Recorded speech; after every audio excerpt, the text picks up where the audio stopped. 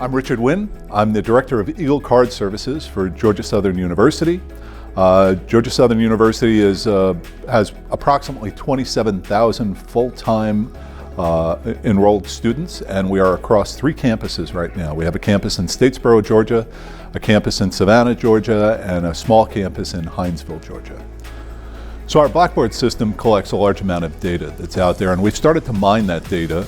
We've been doing it for several years, and one of the things that we really help with is I do weekly reports on dining plan use, and I break that down by the hour so that we can staff our different dining locations properly by seeing when students are coming in and what trends are happening there.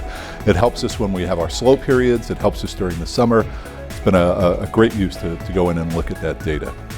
One of the places that we really look at this data is for students who have low use on their dining plans. So any student who is a freshman and living on campus is required to have a dining plan. So we'll take a look over the course of a week to see if a student has had very low use with that. Since they're unlimited plans and students can go into it many, many times a day, if we see that they haven't been in that facility probably for a couple of days in a row, it starts to give us concerns. We can then turn around and look at some of our retail locations to see if that student has gone to the retail locations, and that's the reason why they haven't been into one of the big dining halls. And if we see low usage with that, then we'll alert somebody over at Residence Life to let them know, so perhaps they can reach out to that student to see if there are any problems that they're experiencing. So as far as a university's obligation for retention for students, there's no black and white whether we should not look at the data for students or if we should look at everything for students. We kind of have to look in between. Students are varied nowadays. Some of them don't need any assistance, and some of them need great assistance that are out there. So we have to kind of manage the middle of that. We have to manage the gray area, and sometimes we just look at particular students who are going to be out there who we know are going to be struggling, who need that extra assistance. Universities have changed over the past 20 or 30 years, where there used to be almost an altruistic sense of education, where I'm doing this not necessarily for the money or not necessarily for my career, but because I want to educate students. And unfortunately, they've turned into more of a business, the way I look at it. We've had to bring bigger and better resources in there. If you go and look at 20 years ago, the average residence hall was a dorm room that you shared with somebody else, and you had a communal bathroom.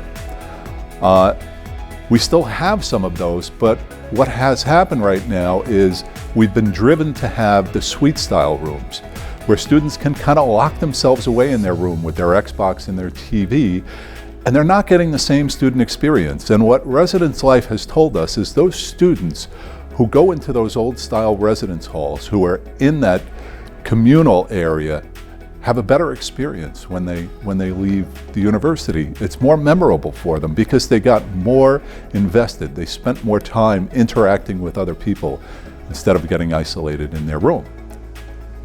But universities now we have to compete for those students. So we have to provide the type of facilities that students are looking for. If you don't have that type of housing, where the suite style housing, a lot of students may not want to come there. So that's one of the areas that universities have changed. And another one is in food. If you go back 25 or 30 years ago and look at the type of food they have, it was, you had chipped beef on toast, and it's not like that anymore. We have action stations, there's breakfast all day, we have traditional types of food, we have comfort food, we have specialty, gluten-free, vegetarian support. It's very, very modern, and most of the parents who come back to a university after 20 or 30 years are kind of shocked at the evolution that's happened. And it's all about the student experience, I guess. We have to give them a good experience in order to draw those into the university. One of the other ways that we use the data is to see where students are going. We're tracking them to see if they are going to athletic events, if they are going to a music event, if they are attending a movie. We're recording if students go there. In some ways, it almost seems a little uncomfortable, almost like 1984, like we're watching them. But we don't always bring it down to the individual. We're looking more at what the mass is doing and what larger groups of students are doing, and it can help us to see whether or not events or other student experience are a success or a failure, so that it can help to fine-tune functions at the university to give a better student experience. I guess one of the big issues is there isn't a lot of shared data. So while I work for auxiliary services and dining and housing are underneath me, it's very easy for me to go in and mine data for those particular locations to help them out. But when you start talking about the other systems we have, the student information system, the learning management systems, there's nothing there that's aggregating that data that could give us a better picture of what's going on in a student's life. And perhaps that's the type of analysis that we really need. But you'd have to get multiple departments together and make a decision on how you would look at stuff like that. So access control, which is another thing that's in our Blackboard system, could be used within the residence halls, so that if there wasn't an entry that happened within a period of time, let's say within a week or a couple of days, where is that student staying? If that student isn't checking into that residence hall, then maybe that's something that we need to identify and something that we need to send back to residents' life.